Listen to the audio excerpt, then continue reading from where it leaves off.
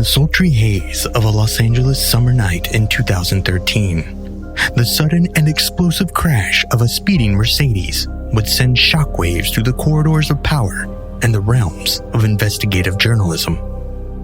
A reporter known for his devil-may-care approach and his ability to unearth the uncomfortable truths about military and surveillance overreach died in that fiery car crash.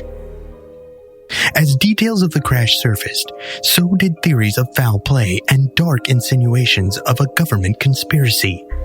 The official explanation, a single vehicle accident, seemed too pat for a reporter at the peak of exposing government secrets. Theories suggested that his car could have been remotely controlled or sabotaged due to his investigations into the surveillance state and his recent probing into the head of the CIA. This case file, join the theorists as they navigate the murky waters of truth and deception, piecing together the enigmatic end of a man who knew too much in the death of Michael Hastings.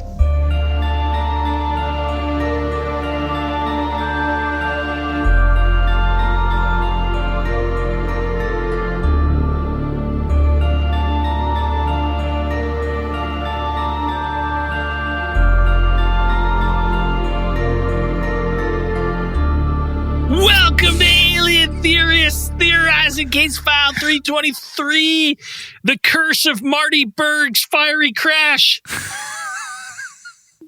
Right? Marty Berg. What we're doing? I'm Braden. I'm Zell. I'm Dan. And I'm Andrew. And I'm also confused. I told you guys, I was frazzled. I can't remember the name of the guy. You researched Michael the Hastings. wrong case Marty completely. Berg. Yeah. It's like Marty Berg is from, what's that? Ozarks.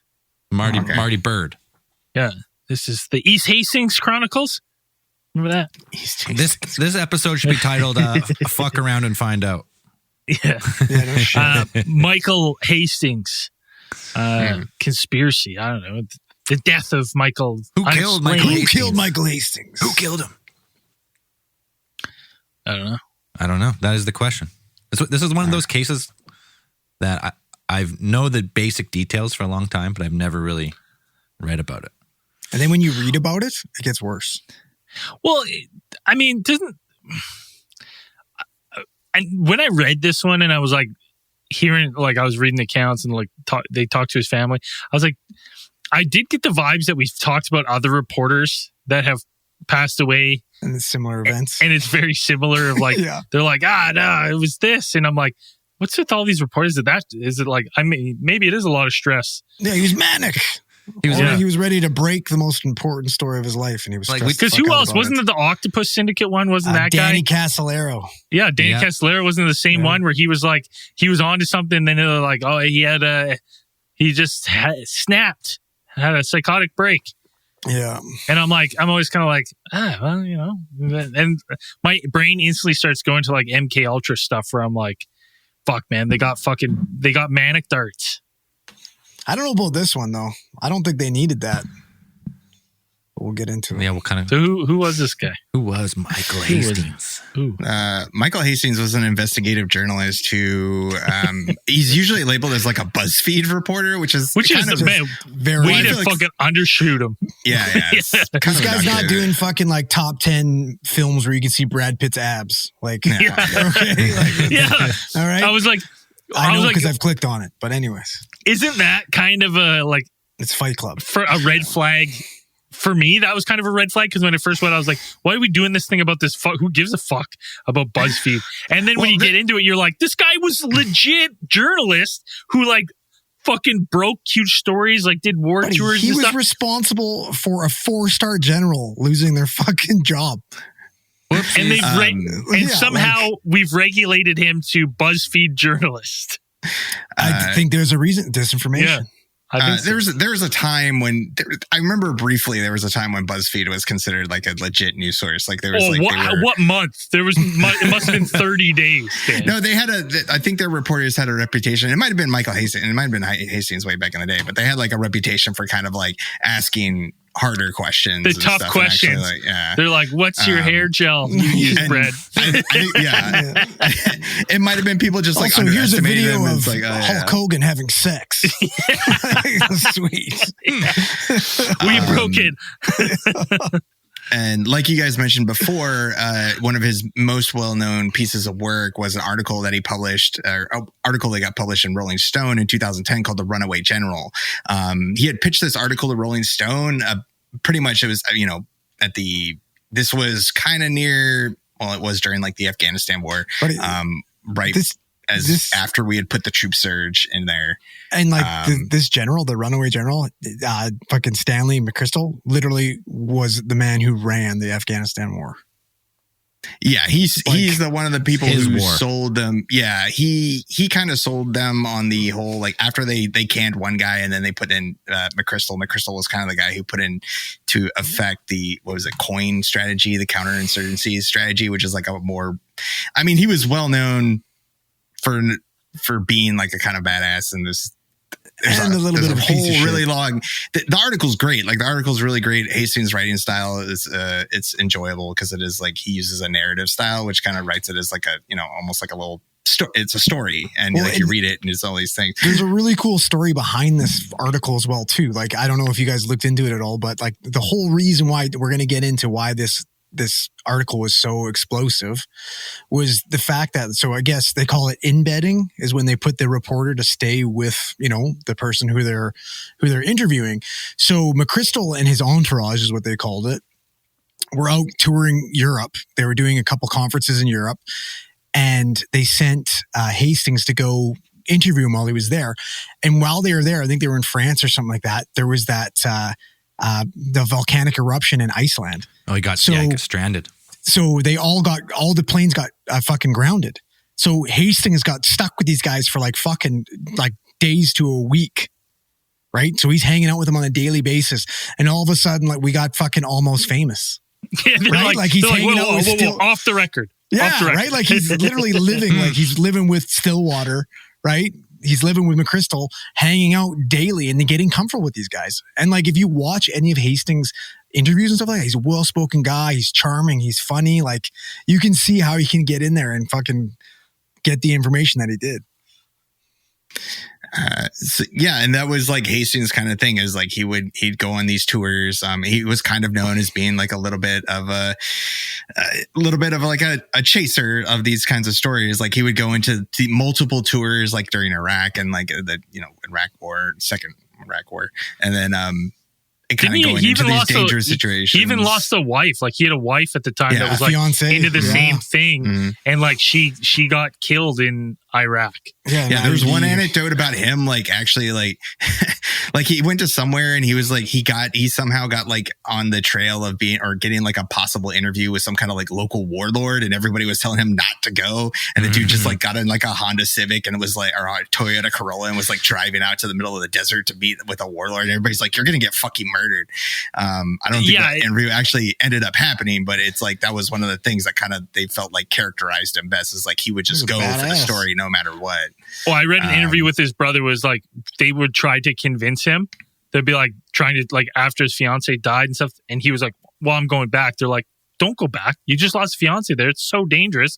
Don't go there. And he would be like, he would literally, like, the second someone would tell him, like, if he told you his plan, and if you like went against his plan at all, he'd just be like, and you're cut off.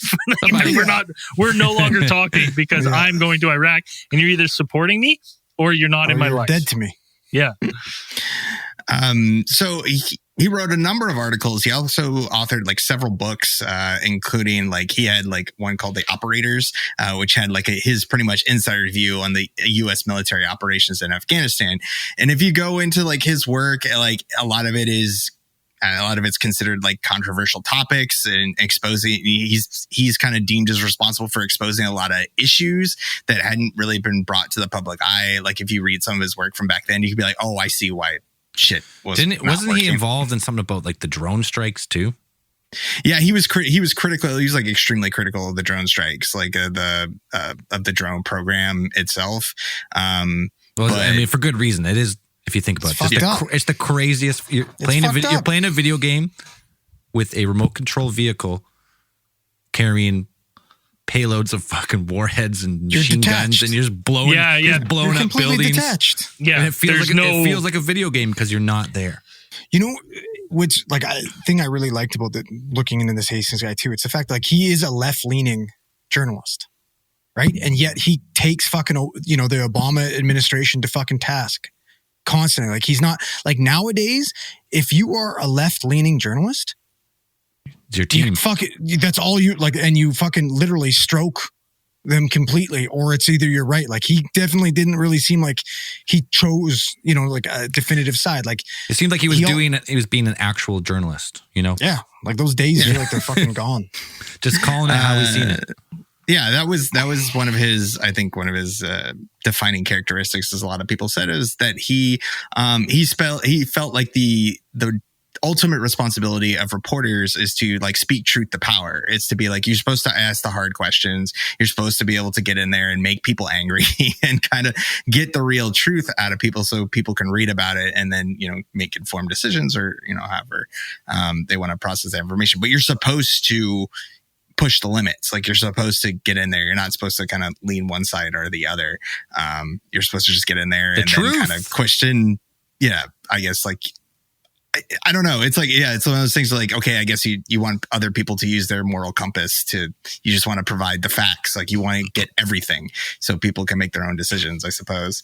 But yeah, so after he published that article in 2010, a lot of people said that that may have been one of the major factors for when they pretty much the day after it got published. And it was like, there was a lot of stuff in that article that like, I don't know, like I read the entire article and I was like, General Stanley McChrystal is like, yeah, he's like a good commander, like he's a good army commander, but there's a lot of stuff in there, like personally, that like the profile that probably did not portray him in such like a really favorable light. So he was kind of canned like pretty much the day after the article came out. That's a powerful man. Yep. That's a powerful man with a greasy track record too. Like this was the guy that tried to paint the picture that Pat Tillman was killed by like the Taliban. That's the friendly fire guy, right? Yeah, that's the friendly fire guy. So he was implicated, he was implicated in that and being like trying to like part of the cover up of being like trying to assign him like a civil, like trying to get him like a silver star for like being, under fire and these things. And well, technically he wasn't wrong. Yeah.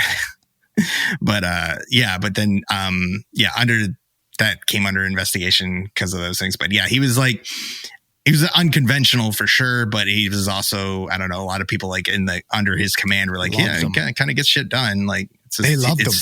Yeah, they loved him. Like it's a very, like I said, the piece is extremely interesting and like it's a cool profile of. I wonder if it's one of those things who is essentially the guy was like one-handedly like managing the war in Afghanistan. Like that was the kind of whole interesting thing about that coin strategy is that you essentially make like a military government. Like you put the military in charge of not only just like the military operations, but also on the political side too. And there's a lot of like stuff in that article that talks about how there was a lot of like jockeying and kind of like people like getting into positions, like the conflicts between like the ambassador political guys and then the military attaches and how they all work together. But him ultimately, General McChrystal, like being in charge of that entire thing is just like crazy. Like I wonder if it's one of those things too, where it's like people loved him so much because like anyone who's worked in government or has kind of worked with government, you just know there's just like endless amounts of red tape. And even for a simple task, you're like,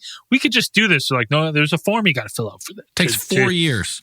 Yeah, you got a form. And I wonder if he was just one of these guys because of his position and stuff, he would just cut through all that. He's like, do it. And it's done and we're doing it and we're skipping it. Yeah. So it's like, maybe like the guy, like people liked him because of that, but he was really, he was well known. And among his men, like his like people under his command, he would show up on patrols, like legit patrols, unannounced, with like less than like 3 people in his like entourage, or like whatever. He would like show up on like forward bases and be like, "Yeah, I'm going out on patrol." Like, he'd show up and guys, he'd take a knee behind. Like there was one that said like he would somebody would like see him take a knee behind somebody and they'd be like, who the fuck is this guy? Like that's the dude in charge of this entire fucking war. like oh shit. I mean that's the commander you want. You want him you want him in there. You want him 100%. Calling shots from the round table behind the curtain. Yeah. Unfortunately for him, in this article, it was outed that he kind of alluded to Obama being a bit of a bitch and that Biden had a terrible plan for an Afghanistan and all this type of stuff. And that's kind of what ended up getting him axed. Yeah. One of the things was like, I don't know. One of the articles was really funny because I was like reading it and it was like years after they've been stuck in Afghanistan. And like, there was a thing in there is like talking about how Biden had kind of pitched this one thing before. And then like we've been, he pitched ice cream? No, he pitched a strategy like earlier in the war, like how they kind of like had to do this from like the bottom up or something like that. And then and then they put in there and they're like, no, we need to go in there hard and fast. We need to put in there. We need to put all these dudes down. And then that didn't really work. And then we're going to go in there and we're going to awkwardly smell their hair and rub their shoulders a little bit. See if they want some ice cream. Yeah. But then at the end, they're like pitching these meetings and they're like, yeah, progress. But nobody's talking about how we're going to finish the war. And then they would pitch this big idea. And Biden's like, no, this is the shit I told you guys like 4 years ago. I told you exactly this was going to happen. No. And now you guys are fucking it up. Like you guys. No one had the foresight to tell them like, all right, in 20 years from now, we're just going to leave. We're just going to leave. We're going to leave all those people there. We're just going to fuck off. Like we failed. Sorry. Yeah. Well, it was like, I don't know. Most of the people were telling them like, I don't know, in the articles, they were just like, yeah, like, no, people were telling them like, no, you can't, the way that you guys are running this war, it's not going to work because just the way the culture is over there. And like, I've read plenty of profiles. Who are you fighting?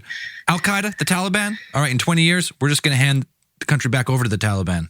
And leave all our guns and weapons. And leave all our guns and tanks and shit. Even McChrystal was kind of in a couple of the articles, like he was talking about how that, you know, it's like we give all this money and stuff to them over there, but like the people that we put in charge, those people are the people who are corrupt. And like we put in a tin pot dictator and it's like Vietnam all over again when you're like you're propping up a regime that doesn't really care about the people and you just give them the money, and that money, that humanitarian aid money that's earmarked for all that doesn't make to these people. Dude, I mean, they talked about it. They're putting down like random people. They're putting on these fake names like on all of these things of like you're paying all these people who don't exist, and that money is just going into the pockets of like the president of Afghanistan or whatever. It's probably all good with Ukraine though. It's foreign aid, you know. It's foreign aid. No, anytime we talk about like a war like this, and there's no strategy, and then you talk about like the military-industrial complex, like it's people that's making money, and that's why the war continues for fucking 20 years.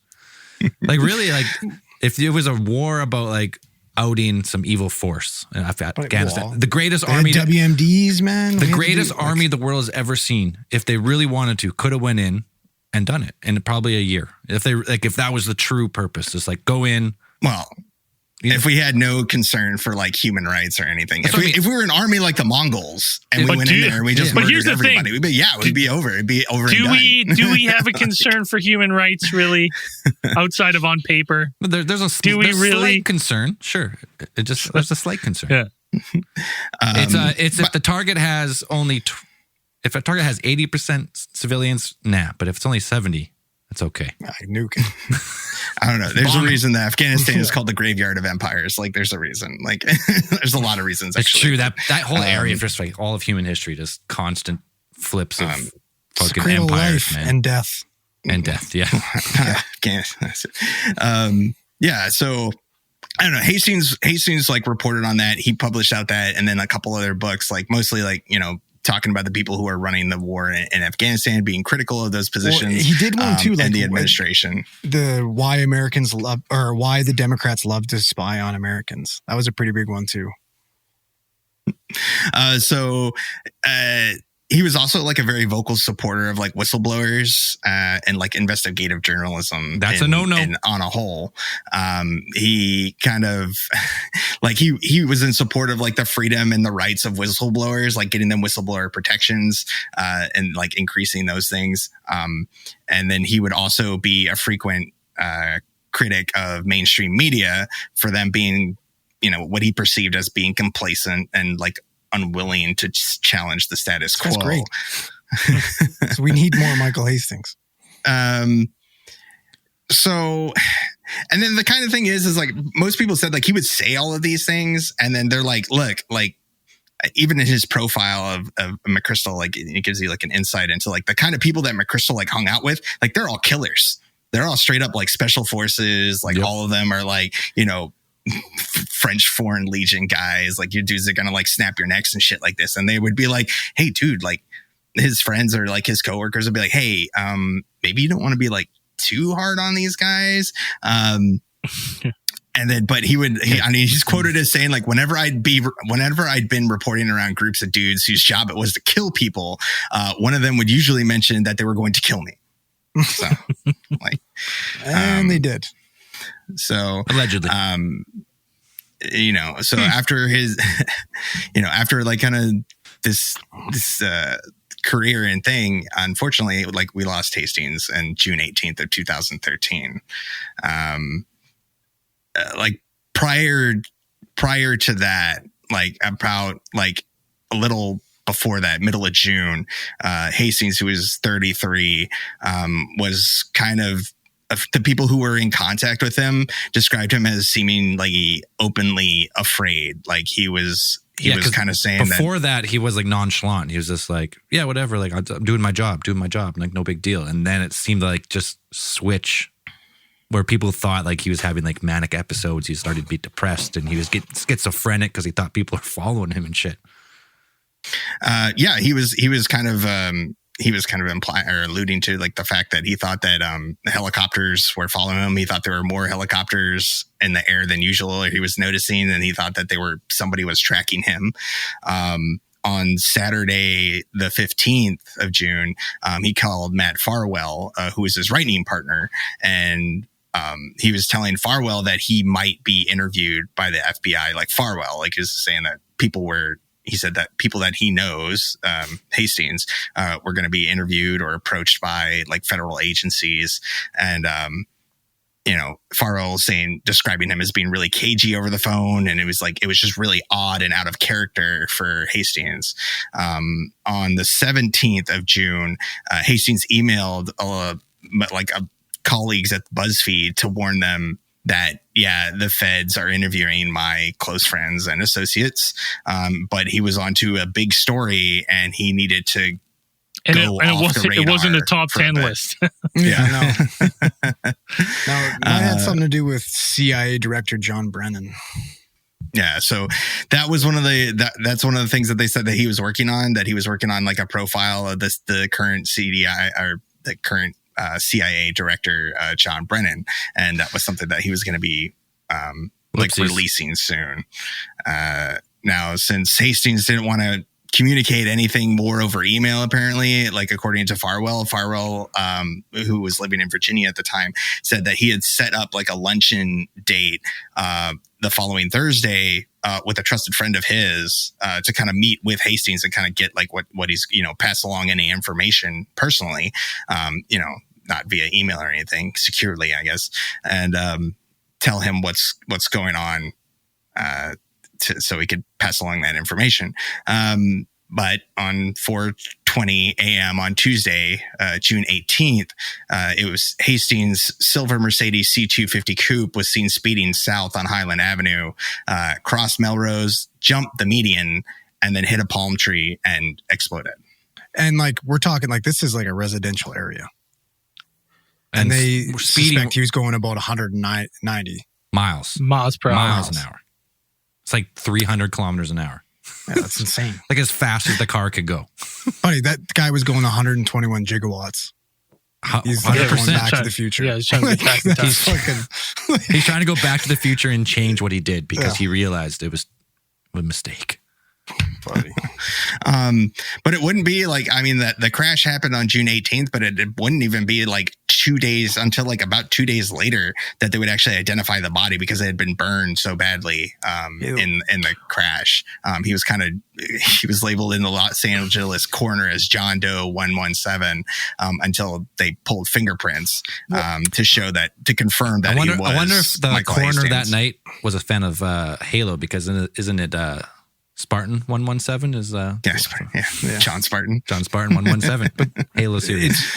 It was funny. They were saying that like his body kind of resembled thermite burns. It was that bad. Like extra hot. Oh yeah. Burn. Well, one of the things I read was like the engine actually was ejected behind the vehicle, like 100 yards behind the vehicle. Yeah, like they were like, they couldn't even recreate it in like, they couldn't figure out how that would happen in like crash recreations, and even like hit a palm tree too, right? So it was a Mercedes, right? Because it was Mercedes who came out and was like, yeah, it was nothing to do with the car. Like, there's several weird things. Like, so the car caused no damage to the meridian that was dividing the 4 lanes that he like jumped. And there was no skid marks present whatsoever, even though the fucking vehicle made like a 60-degree turn into a palm tree. That's insane. Yeah, like it's bizarre. And then I guess like somebody who witnessed it said that, you know, obviously the car was traveling at an extremely fast rate of speed, and that prior to making impact, you could see explosions being seen and heard coming from the vehicle before it made impact. Before, and like here's the thing. Like I haven't been to like racetracks and seen big fucking explosions like that, you know. But I've done a lot of like, you know, high rate of speed MVIs. I've never seen a car explode. I have at a drag strip. I saw a car explode on the line. Like while it was revving and stuff? Yeah, like before the takeoff. I'm talking about like on impact. I've never seen a car blow up. Usually the car, like accident, the gas leaks, then it explodes after. It'll ignite after. But like a gasoline bomb, like the movies, when it hits, it doesn't. That doesn't cars happen. Don't explode. Unless your car is shot by Arnold Schwarzenegger with a shotgun, or Dolph Lundgren with a Desert Eagle. I mean, it's happened. With a Desert Eagle, one shot. If you shoot the gas cap, they always explode. Yeah. Everyone knows that. Yeah. It was super. Shoot the interesting. engine block, just boom, explode. Apparently, now this is from his neighbor, right? So take that for what it is. But she's on record saying, like, a couple days before the accident, he came over and asked if he could borrow his or her car because he felt like his car had been tampered with. Oh, isn't that fucking crazy? What year was this? 2013. 2013. 2014. 2014. What year was the car? What year? Do we know the year of the Brand car? new. Yeah, it was 2013 as well. It was like a year old at the most. So I'm like, you know, we're into chips. The cars have chips and stuff. So you could, you could have something that. This is the time of OnStar, baby. So there's one of the guys that like backs the cyber attack is a former U.S. National Coordinator for Security, Infrastructure Protection, and Counterterrorism, Richard Clark. He told Huffington Post that the crash that killed Hastings was consistent with a car cyber attack. So so a cyber attack meaning taken over from the outside.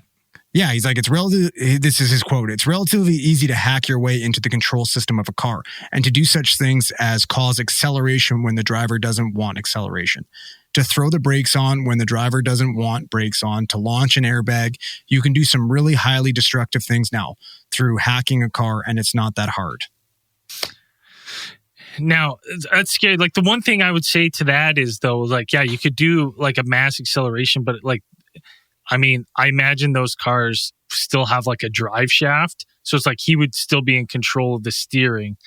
Yeah, can you steer when you're going fucking 300 kilometers an hour? I don't know. I think even there's no fucking way. Well, you have to go to because even back then there was like park assist. It wasn't like self-driving, but there was sometimes I'd be like park assist and stuff. So you'd have to go that model of car. I have no idea, but like, what was the amount of electronic control in that type of car? More than enough to be able to control. Like, at that time, you could take your vehicle to the Mercedes-Benz dealership, and they would plug in the computer, the diagnostic computer, to fucking diagnose what's wrong with your computer. You know, that makes total sense, because if you could override like the cruise control, oh yeah, and now you can just up the speed. And you got to like the wireless tire sensors, all that type of shit. Like, these vehicles were wireless back then. Yeah, right. Like Lex Friedman was getting interviewed, and he said he's like, they were capable of doing it at this time with that year. Yeah, I mean, I definitely don't see why they couldn't be. I'm saying that's a possibility they could, but I'm like, you could also do it where it's like, if you could, you know, mess with the car sensor, you could even have it where it's like the car rapid acceleration like that. And if it's, I don't know what kind of model is it, high performance, like how long would it take? Baby, that's a fucking it wouldn't take long. Not too many for cars it to, can get up to 300. Yeah. So it wouldn't take long to, like, it's not like this, it would get there relatively fast. And then if you had, like, right before the incident, you're just like, and deploy airbag. Like, could you imagine someone like getting hit with an airbag before you even lose control of the car? Have you been hit by an airbag? No. I've heard it's the worst thing. I've heard it's the worst thing. I've seen pranks that look terrifying. Oh yeah, man. Like, I've been hit with one in an accident and while I was in the vehicle with a patient, and it fucking rocks you. Like, it can kill people. There's a firefighter that died. People break their necks from airbags, especially if you're not wearing a seatbelt, right? Yeah. It's crazy. Your body goes forward, the airbag goes back, hits your neck. Well, it knock you out. Yeah. So it's like, if you imagine like deploying that, you're like, boom, airbag, and then you'd like, you know, you fucking absolutely knocked out, and then you don't have the protective airbag in the event of a crash. And at that high rate of speed, you would think that would be a, like, you know, almost guaranteed fatality if that was the case. Now, so the police department said their conclusion was no foul play, right? Yeah. Because that's, he did have some history of substance abuse of some kind, and his family kind of said. Not for a while, though. Like, not for, it was like 15 years ago, according to his brother. And his brother. This guy's 33 years old. Like, would he fucking partake a little bit when he was a fucking kid? He had a couple of stuff back in the, like, kind of his teenage, after he got like kicked out of college, like his first year of college, like he had some like he was a kid abuse things. He was a kid. Yeah. Like, I don't. But like there was like some stuff that like during like when they got caught, like his dad used to say, I don't know, when he got arrested like the first time, his dad said like he's crazy, like he's got mental illness, like something, you know, but you know, whose dad doesn't say that? Could that, just be a dad just saying that about his son who's flying to war-torn countries in the middle of conflict and reporting. Well, this was like when he was like, this is before when he was before all that. But he could, I mean, if he was doing substances, he could, like, even marijuana. There's people, like, I'm just saying that marijuana just not vibe with them, and they start doing marijuana. They get like marijuana-induced psychosis and stuff. So it's like, yeah, but you would, and he like, was you would know.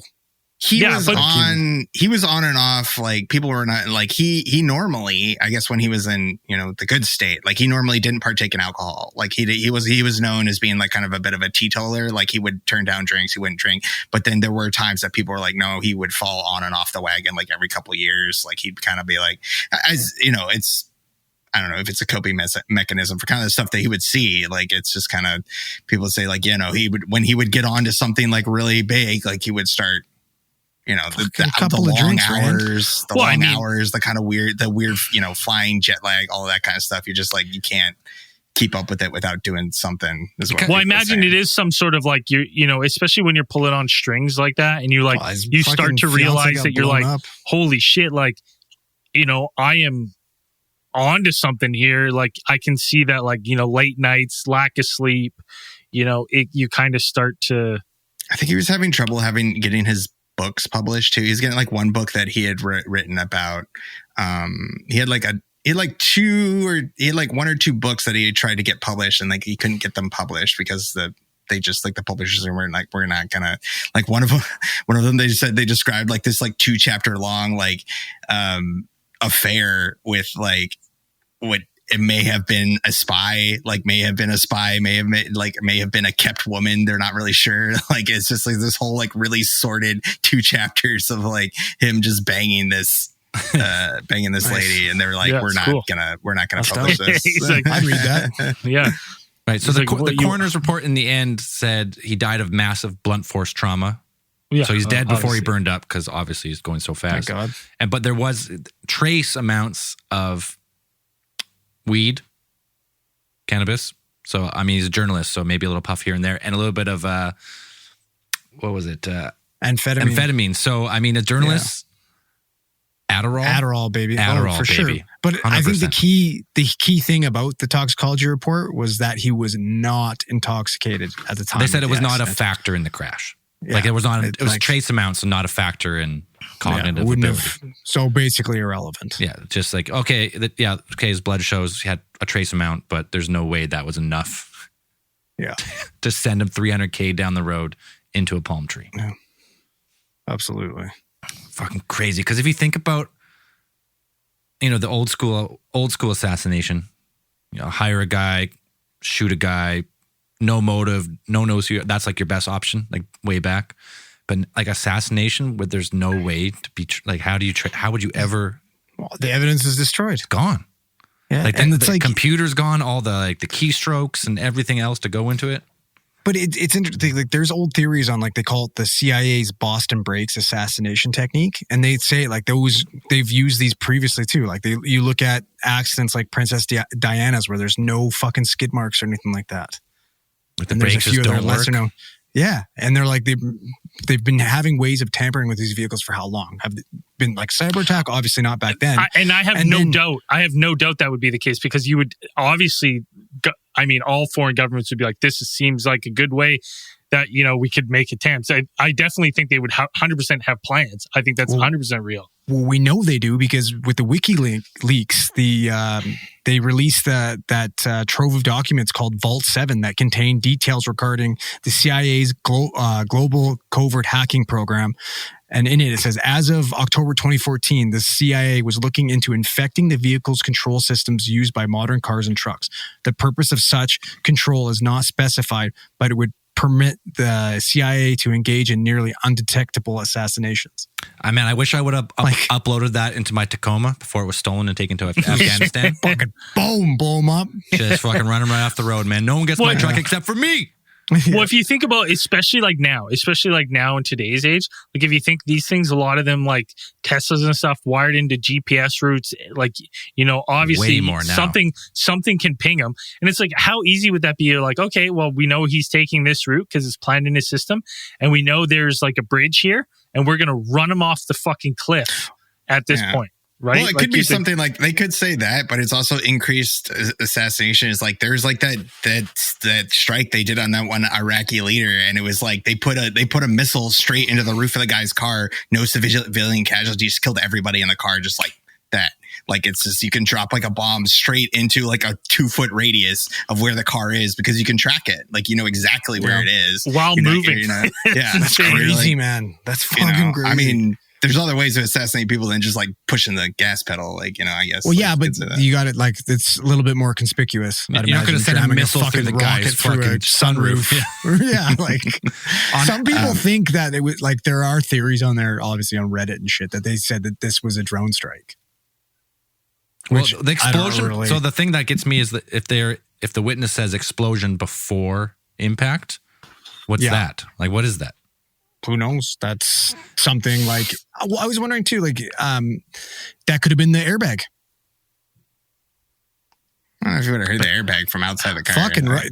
Absolutely. Have you heard an airbag go off? Oh, so so they heard. Just driving past them. Like you hear the pop. Yeah, he's going pretty fast, but that's a mini explosion. Like those two, like with the belt tensioners too, right? Like that's a mini explosion. That's what engages the belt tensioners. After saying that now, so if he's going that fast and you hit a curb, that's probably enough force to send the airbag off. Yep.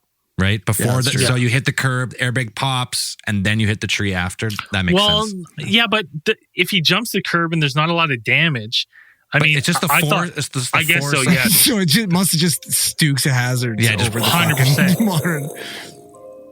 Well, 100%. that Hastings boy's in trouble again. Okay. Fuck. It's fucking crazy. Okay, well, let's talk more about the car and some other theories, but we're going to grab a quick beer, have a break. We're going to be right back. All right, theorists, listen up. This week's sponsor of Alien Theorists Theorizing is our best sponsor, maybe of all time, mood.com. If you've been listening to the show for a while, you know I'm a huge weed person. I love flower. I love gummies and edibles. I love the drinks. I love the chocolates. I love it all. I love popping a couple, theorizing with the boys, having a good time. That's why I'm here again telling you about mood.com. It's changing the way people can buy weed. You know, most dispensaries make you choose between strains with kind of ridiculous names and you have no idea which one is for you, which one makes you giggly, which one makes you sleepy, which is best for you when you're having a night out. And you're standing there at the fucking counter and being like, all right, just give me something. I don't care. That's where mood.com has it figured out. And you can get 20% off your first order with promo code ALIEN. So keep that handy because this is going to blow your damn mind. It's now 100% federally legal in the USA to have really great bud shipped right to your door. It's third-party lab tested and ships to your door in a discreet little box. Best of all, everything's backed by Mood's 100-day satisfaction guarantee. Like I said, get 20% off with code ALIEN at checkout. Check the show notes of the podcast. Put in your promo code ALIEN. Do it now. Mood.com. All right, back to the show. All right, what were you saying, Dan? We're back. Yeah, you guys were mentioning about how technology is is integrated into cars, like all of it now, and kind of the early stage. Even back then, they had what are called, and they still do. They call them the electronic control units, which are the little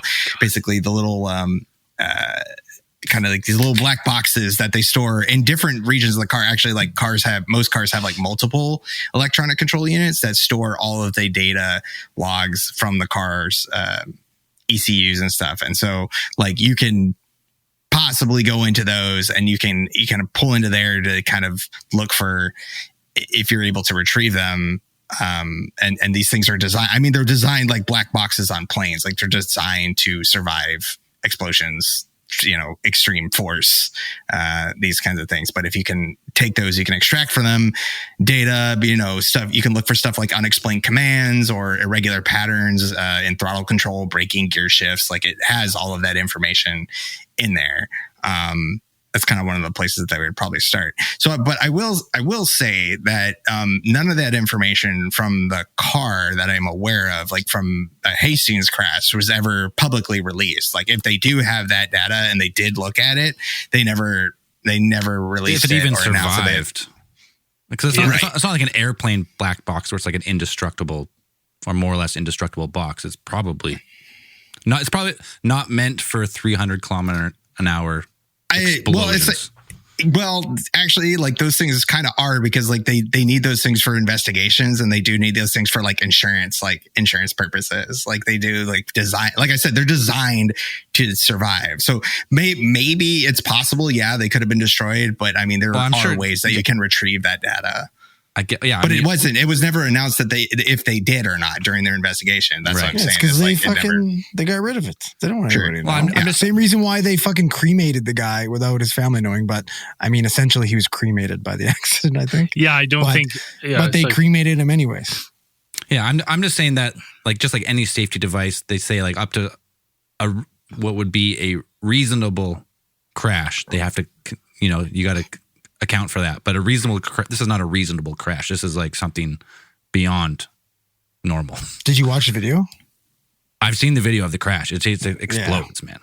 Yeah, it's like crazy. Instantly. This is like bang! I've never seen that. Like did Paul Walker's fucking Porsche explode like that? I would imagine it was probably something similar, but the engine didn't get shot through the car.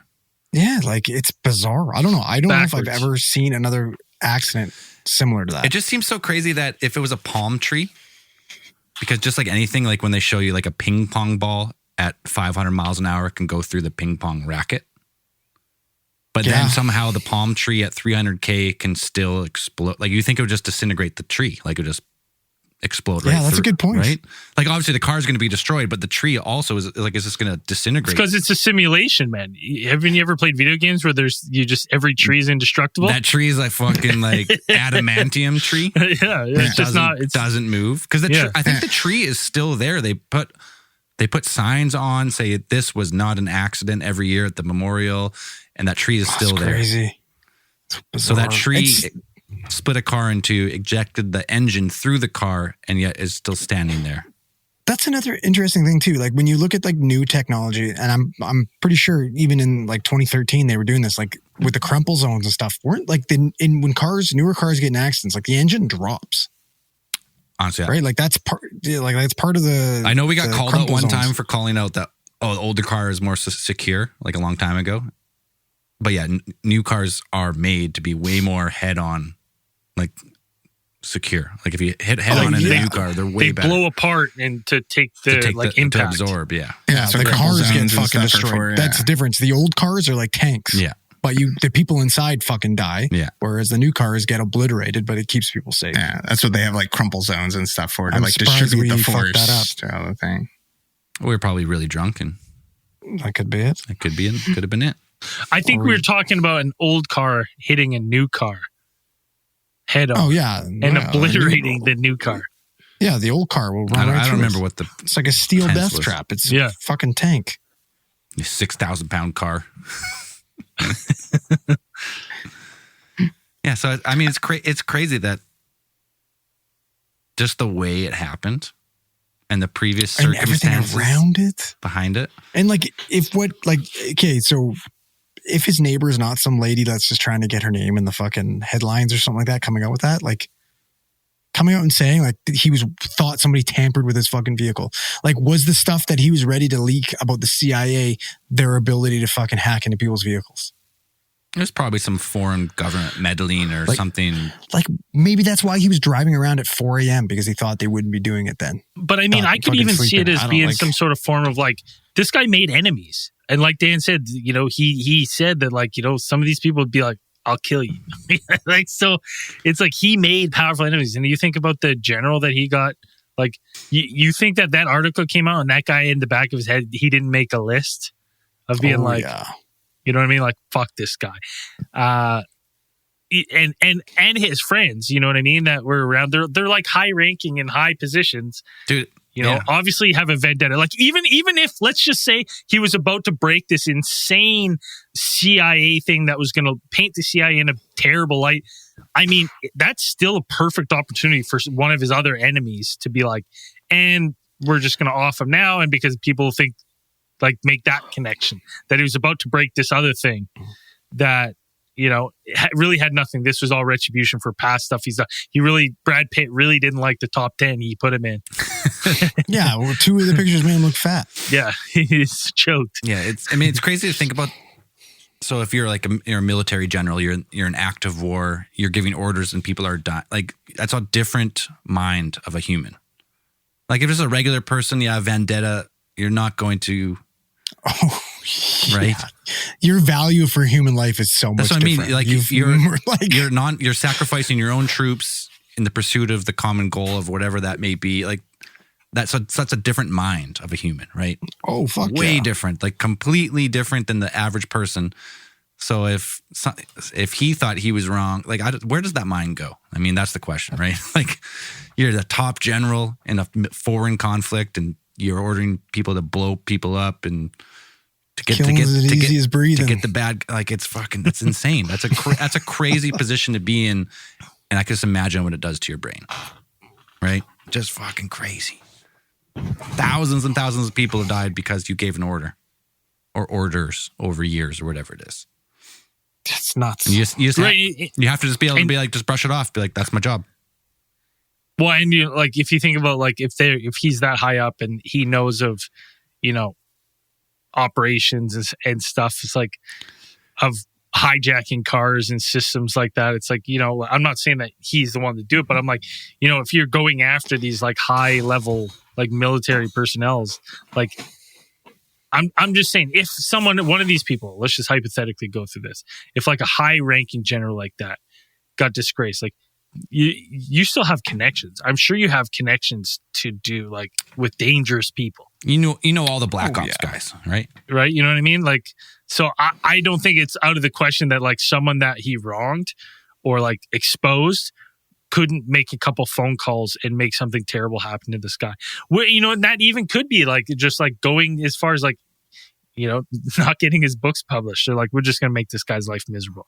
He's going to be a BuzzFeed writer by the time we're done with him. I mean, yeah, the full vendetta of complete like murder. I mean, it's insane, but I mean, it happens. I mean, fuck, they killed the president. Yeah. Yeah. Oh yeah. This guy's just fucking reporter. Like, where does it stop? Well, if you think of at the time, like we've really changed. Like, there's not a lot of reporters like that.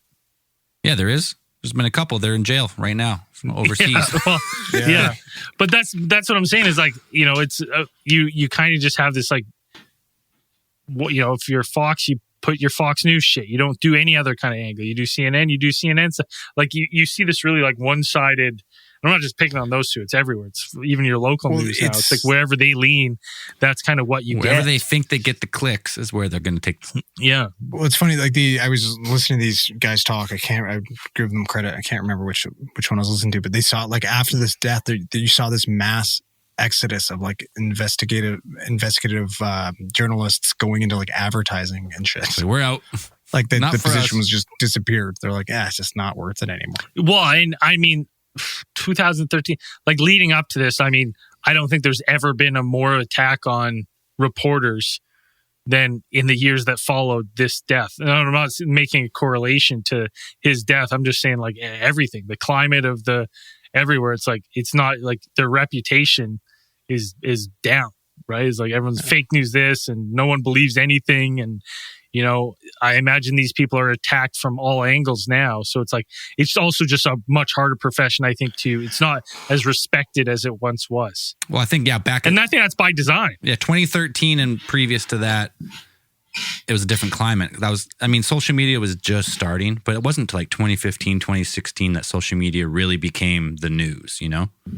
And that's when news became clicks. And that's when advertising fell out of the big news networks. And that's when you hear it, when you change the channel, it's the same story with a different narrative. Like that, it changed reporting. Like there's no, like you can probably go in any country, different stations that lean different ways, the same story, a slightly different narrative, you know? Like it's not quite like if it's the news is the news. Like he did that he said that, they did this.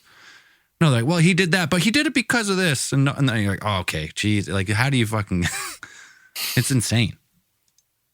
Now, so as per the, like, because this is an interesting just kind of sidebar I wanted to go into with this case.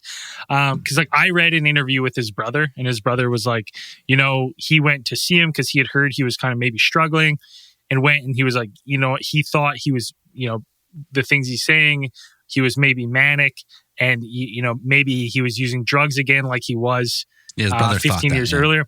Yeah, and so his brother's like, also like when you read it, like it was kind of interesting because his brothers, they're like, what do you think about all these conspiracy theories? He's like, I don't give much weight to it. I don't really care. I just think his brother was an Iraq war veteran too, right? Yeah, I don't really care. I just still keep cashing the checks from the CIA and just keep fucking. Well, he's just like, he's like, we should focus on the reporters that are in jail because they shouldn't be in jail. That should be the effort, not like my brother passed away now. There's other active issues. So I kind of thought that was cool on the brother. But the one thing I was kind of interested about is that this kind of reminded me, and I'm just saying that if we're going that this was targeted on this guy, and he starts, you know, think there's helicopters. He thinks people are spying on him. There was an incident that went to trial in Victoria for gang stalking, and 5 people were hired by like an ex-lover who was kind of fucking scorned. And they basically got charged with gang stalking, and they would fly drones outside this house and basically tried to make this guy go crazy. And they'd follow him, and they'd have black vehicles that tailed him, and they'd have drones at outside his house at night. They'd have someone would bang on his door like every night, like, and they terrorized this guy for months and months and months. And he was like losing his mind. Of this constant onslaught, and like he had a really hard time getting the police to believe him at first, and like that because he was just like, everywhere I got, like there's someone following me, and like they thought he was crazy. They thought he was crazy, and then when he finally got like officers to kind of take it seriously, and they did some surveillance and stuff, they actually like uncovered this operation to try to fucking drive this guy mad, and 5 people got convicted of gang stalking. Right, I mean, so it's like. There's no reason to believe that he wasn't being chased. No. Or being followed, right? Like, it's one of those things where it's like. Well, that's why he was speeding, to get away from somebody, potentially. Maybe. But I'm just saying it's not like when you see that, and I'm like, you know, there's cases of these people that's some CIA shit. There's real cases where people are saying the same kind of rhetoric. And then, you know, it's not. I mean, it's like some people are like, hey, listen, if you ever dealt with schizophrenic people, like, yeah, I have. And they say crazy stuff. But also there's people that, you know, have pride on that they know that and have used that for their own personal gain. So I just kind of think that's interesting, especially with this, and then having him be this like investigative journalist. And it's like, it's not the first time that we've talked about a case that's similar like this, where they're like, oh, what was the other one? The guy who jumped off the building, like the hotel. Oh shit. Garcia, something. What the fuck was his name? That was a while ago. Yeah, he broke both his legs. What's his name? Just the way he... that's going to bug me. I can't remember now. It's some R. But, it just all of a sudden as I'm reading this, I'm like, man, I really feel like, and I mean, listen, we're in this world. So obviously we're going to make these kind of connections to these other cases, but it is kind of interesting. You're like, hey, these people, interesting, the same kind of profession, working on the big case. And now, you know what, they're going to go crazy and they pass away suddenly before, anything's found out. We got Danny Castellaro, we got him, and the guy who jumped off the building. I can't remember his name. I'm trying to look back in our episode list, but we had so many. I have no idea. Reyes or something, or like, yes, something like that. Is a Hispanic name, right? Yeah. And so I just find it interesting. I'm not trying to link them and saying that like this means that there's something going. I'm just saying like, there is coincidences, but sometimes there's not. It's not a coincidence, and so this one it does give me weird vibes. Like when I look at it, and I've read the stuff from his brother about like just his brother chalks up to a manic episode and it was a terrible accident. But I also am like, man, it just, it's something's not passing something doesn't pass the sniff test for me. But he's in the military, man. Because for me, I always people always say is like, I feel like the CIA is always like they just plug that agency in. But is the CIA not a foreign agency and they're supposed to operate on foreign, right? Yeah, but what about MK Ultra? Was that CIA though? Yeah. That was CIA. Was that CIA? Okay. Yeah, same with COINTELPRO and Midnight Climax. COINTELPRO was like an FBI thing. COINTELPRO that was FBI. But I'm just thinking like maybe there's like there's something else that hides so well by just posting like that's the CIA. That's the CIA. But there is like a small buddy, agency. another 3-letter agency that we know is fucking crazy. MLB. MLB. Major League Baseball, man. They're fucking insane. Yeah, crazy. They run their own fucking police agencies and private investigators. It's wild. Do they? It's wild. I don't know anything about the crazy. MLB. It's crazy. We learned that on our Sports Conspirators. Yeah, they had their own investigators and like cops like shaking down fucking A-Rod. So kind of like China and having their cops in Canada doing whatever they want. The MLB's just got They're like, what agency are you with? They're like, MLB. Could you imagine that? It's like the good guys dressed in black. Remember that? Ray Rivera. Who are they? There it is. Case file 161 from October 2020. Crazy. Yeah. There it is. Yeah, Ray Curious Rivera. case of Ray Rivera. Yes, I remember that case. That was a crazy case. Just the way it fell and all the rest. Yeah. So it's I think it's more damning and like it's harder to just not jump to that conclusion when it's an investigative journalist, about to uncover their next big story. And this one's got all the legs for it. And I don't see why not. Like the guy had enemies. Just the way the car. It's not like he was speeding and he slid out around a corner and he hit a pole and then he hit someone else. Like it wasn't like a normal high speed accident. It's like the car's disintegrated and jumped a curb and just straight didn't try and stop. Zero skid mark. The only other thing that I could think of in this situation is like literally tried to like commit suicide. Yeah. That was it. And there was no hints of that, no notes, no nothing. No one ever had, like, he literally was emailing everybody he knew to be like, I'm breaking something exciting. Like, there's no hint of that. Yeah, he gave like no more emails. I'm worried that someone's watching me. So actually, okay, sorry. There is there is a potential that this car just completely fucking malfunctioned on its own. Sure. Right? Because there were having problems. I remember like Toyotas were having fucking acceleration problems around this time and stuff like that too. So like that could have happened potentially, but that would have been acceleration problem and also a braking problem. Like the brakes didn't work. Like, also, and the car was stuck accelerating. I mean, shit happens. Like weird stuff does happen, but it just seems so suspicious. I don't know. Well, just everything surrounding it. Just literally like him saying, I'm about to break something. I'm working on this big, and then him thinking that somebody tampered with his car. Like, fuck. Now let's go. So I had a conspiracy thought talking about all this because it's come up quite a few times now with the current EV push and like autonomous vehicles. Mm-hmm. Yeah, buddy. iRobot. We've seen this scene. Everyone gets into a autonomous vehicle. You don't own it. Someone controls it. You did something you weren't supposed to. They could institute some type of credit score where you can't drive. They stall your car, pull you over. You're speeding. Oh, he was 5 over. Pull him over. And then they lock you in it. They fucking they they give you the dog in the summer treatment. Don't even crack the windows. They leave the AC on until they can get there and give you a ticket. No, not even that actually. They pull you over. Cop comes on through your speaker system, says like, "Hey, you're going 65 in the 60. This is your you won't even be driving infraction. In the future. You won't even be driving. It'll be all automated cars, and you just hail. It'll be hail services. You hail your, and it'll be like your Johnny cab. Remember from fucking what's the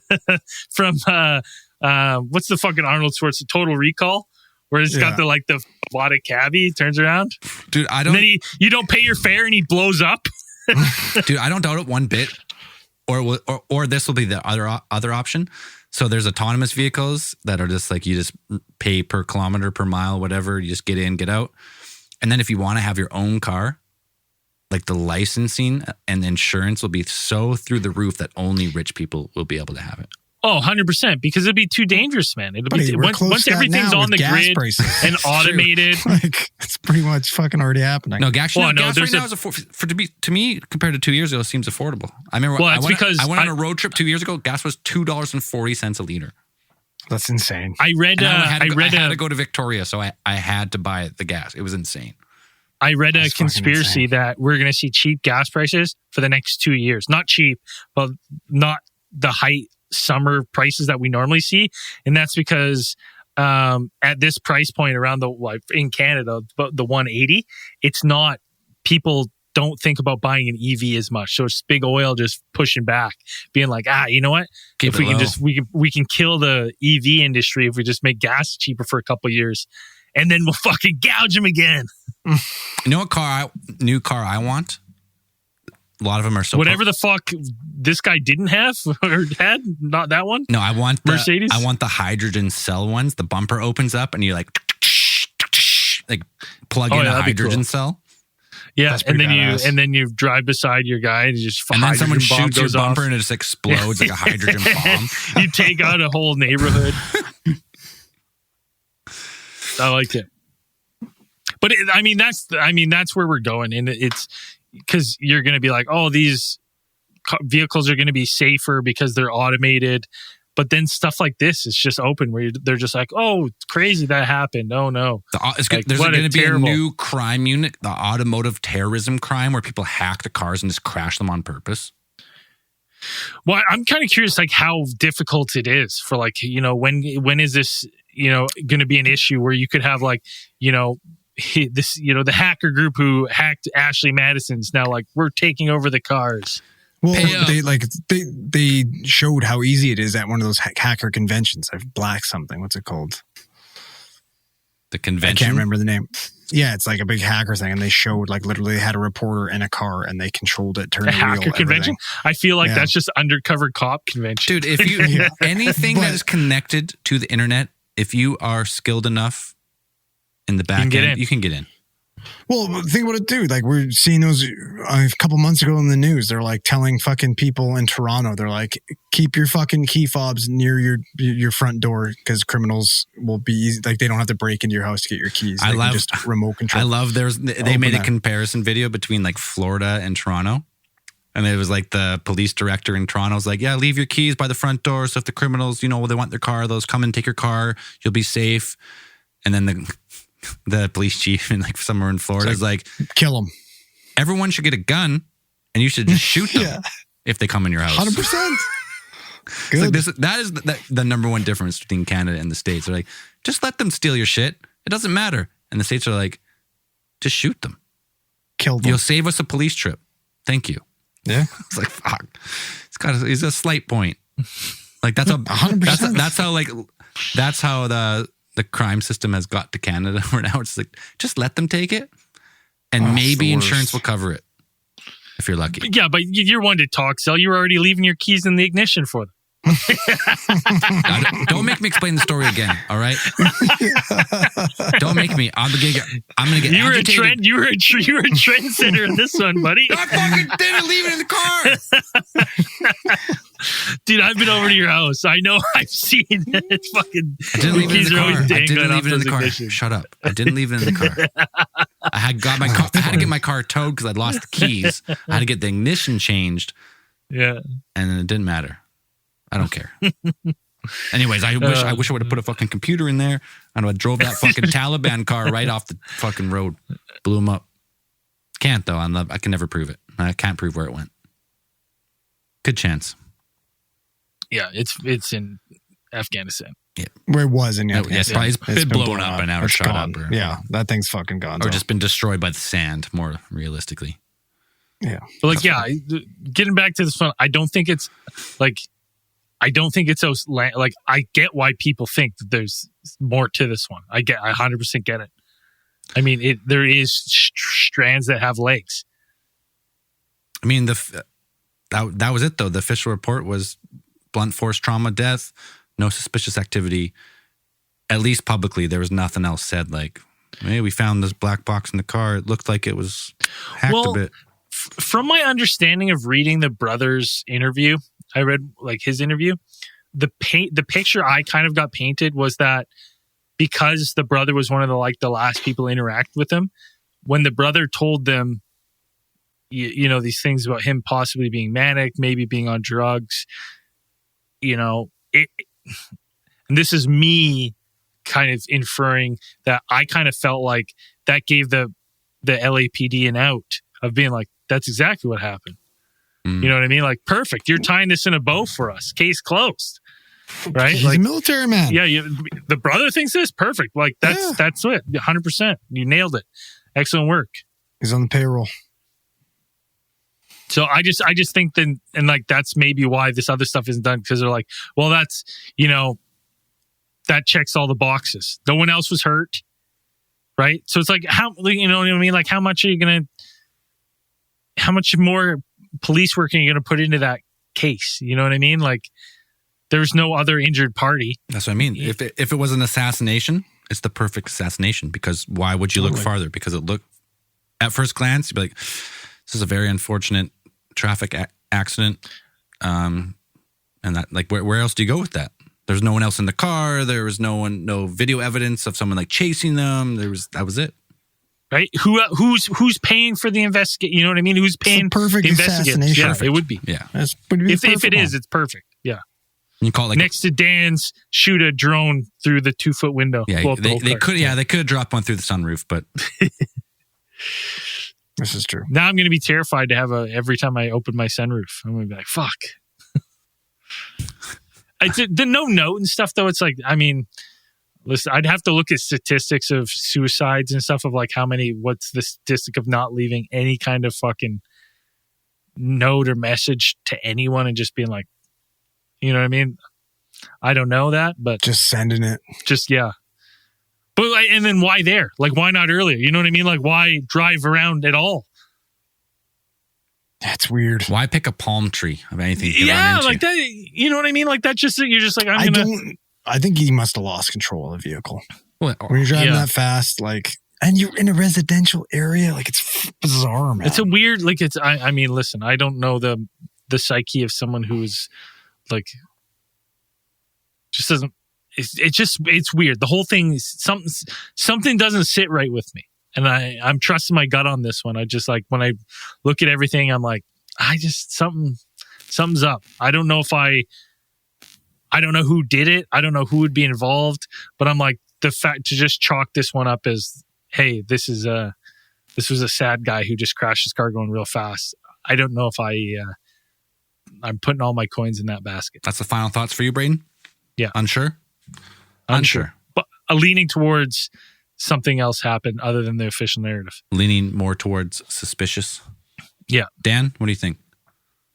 I think that hacking cars is like, yeah, it is simple, but it's like, yeah, if you have access to the car, like, so you'd have to, if he said that somebody was following him, then it would have been like, he could have been like seen somebody like standing next to his car. Cause even to hack into the system, like you would need access to the car. You'd need internet access while you're controlling the car. And then you're like, those cars are constantly in contact with the manufacturer, always sending reports and stuff like that. So if you can get into Mercedes, well, that's what I'm saying. You can get into that car. That's what I'm saying. So you'd have to go through so you'd have to go through Mercedes server. Then you'd have to go through there. You'd have to connect with the car. Then you'd have to like, all of this leaves like footprints, like all of this, like I've seen this stuff. Like, it's like all of this leaves like a trail. And it's like, it's not something exactly you'd want to do to be like, make it all invisible. Even if you deleted it, there would be like a record. There would be like, hey, there's a big chunk of stuff missing here. And even if you're going to be like, hey, did anyone even look, investigated that though? Yeah. Did anyone even look? That's what I'm saying. I was like, that's one of kind of the unusual parts is like that there was never said that they like, it never said that this never said, I don't know. They didn't say they did, and they never said that they didn't. So it's not like, if it was part of the investigation and they felt like, okay, like all of this just leaves this and we're just going to make this conclusion. We don't need to release that information because I like that. And I'm going to go on Dan's theory there, though, is so what if, so that neighbor said, he came over and said, oh, someone's been tampering with my car. Maybe they put some type of device that's some type of like radio transmission controlled, doesn't have to go through the server, doesn't have to go through the internet. It was something direct controlled in a certain radius. And that's why he thought someone maybe got in his car and he was worried about it. He told his neighbor. And it was like they actually just turned his car into like an RC car. Like they got into the computer, they put something. I have no idea. I have no idea, but I'm sure it can happen. If you can control it through the internet, there's no reason you can't bridge that before that and put like a radio controlled something in. Right. That's not attached through the server. And then you'd have to hope that all of this stuff got destroyed. Well, you've rigged it with explosives as well. And thermite. Maybe that thing they put in had some type of explosive. Then you have to worry about people like coming in and being like, yeah, these are thermite. Like, maybe you got someone paid off things on the LAPD and they, it's all it's all a big scam. No, but I'm just saying if you can get in through the internet, like wirelessly, there's other wireless technology. There's no reason, say he was a high priority target, let's say. The CIA or any alphabet agency with MLB gets in there. They attach some type of radio device to the computer of the car and that gives them access remotely through radio, bypassing the Mercedes servers. Perhaps. I mean, it's a sci-fi movie. Good sci-fi movie. Good way to kill someone in a sci-fi movie, for sure. Absolutely. But yeah, the prior circumstances and just what he wrote about and who he wrote about, it's suspicious. I lean more to the suspicious side rather than he was having a manic episode and he committed suicide by car. That's where I lean. Andrew? Well, I mean, like massive, like way bigger brains than me are on record saying that this was possible. Possible, for sure. That this was doable. And then we find out later in the WikiLeaks that the CIA has been exploring this. No doubt. And then we are talking about the fact that he's going out, that his next article is going to be on this, the head of the CIA. Right? Like, I don't know. Maybe there's so many where there's smoke, there's fire. And there's so much fucking smoke from this, not talking about what was coming off of his vehicle. There's one theory actually we didn't touch on. Smoke everywhere. A lot of smoke. I agree. But there's one theory we didn't touch on. It's Hillary Clinton. So he was writing about her. He was writing about her before the election. Yeah. He's writing a puff piece, but she can't be too sure. Kill count. It goes up. He's writing a top 10 power suit BuzzFeed article. It's funny. Yeah. You never know. Never know. Cool case though. Fucking interesting. I mean, go check it out. Read it. There's tons of articles. Super sad. Yeah, it's super sad. Yeah. But I mean, go and check out. The guy was only 33 years old. It's terrible. And it seemed like he was fighting the good fight too. Yeah, it seemed like he would have been nice to have around. Yeah. Nowadays. Well, just someone who's not, afraid to, do those things. And now more people probably are because they don't want their cars to spontaneously combust. Okay, I am, for some reason, the filters on the Patreon are not showing me what I'm looking to see here. Oh, come What on. the fuck, What's man? It's going just showing me on here? emails only, no names. I'm not going to read your email. I think it would be considered doxing, would it not? All right, these people at gmail.com have all supported the show. We're going to skip it this week. I'm not sure why it's doing this. I'll have to figure that out. We'll read double Patreon supporters on the next episode. So people don't send you AI hacking, car hacking spam through your email. Yeah. We're saving your lives. But you can go to patreon.com/alientheorists, alientheorists.com. Hit the support tab. Yeah, we're back, baby. We got fucking D&B, new D&Bs, new nerds. We got mine and Got a new Dan's show coming. We got mine and Dan's cryptid duo. We got a new show coming? Recorded. We got Yeah, a new show our coming, tops yep. and bottoms. Yep. Is this for Pride Month? No, it's about we got to go top. We do a list of 10, and we got to go our top 5 and bottom 5. So it's called tops and bottoms. Like you might get some extra traffic you weren't anticipating there. Yeah. Wait a minute. We're kind of playing on the daddies and baddies too. Yeah. Like it's tops and bottoms. Yeah. And we'll do one more daddies and baddies, and then we've got our 10. Yeah. Cool. All right. All right. And as we always say at the end of these things, keep those eyes on the skies. See you in after hours.